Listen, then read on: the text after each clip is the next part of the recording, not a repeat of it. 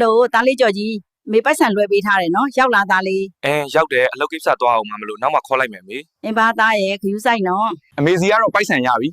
ထိုင်းရောက်မြန်မာပြည်သားအောင်ဟုတ်ကောတင်မောင်ပြောပြတဲ့ဆလော့လိန်လေးနဲ့အမေပေးလိုက်တဲ့ပိုက်ဆံတွေကိုပွားရမယ်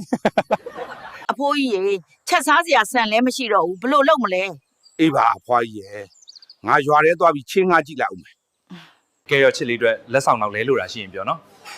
ငါ့ကိုကချစ်ဖို့ကောင်းလိုက်တာ အဘွား တမရေးအဖို့ဆန်လေးရှိရင်နည်းနည်းလောက်ချိပါလားကွယ် ရှင်တို့ကလည်းအားနေဆန်ပဲလာချီးနေတာမရှိပဲရှင် လောက်ပါတူမကြီးရဲ့အဖိုးတို့ချက်စားစရာဆန်မရှိတော့လို့ပါ အဖိုးတို့သားကြော်ကြီးထိုင်းတက်သွားတာဆိုပိုက်ဆံပြန်မပို့ဘူးလား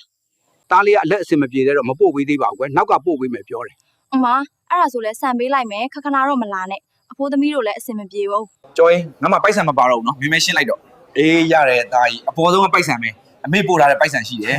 အမေရှိရင်ငွေရှိတယ်ကွာ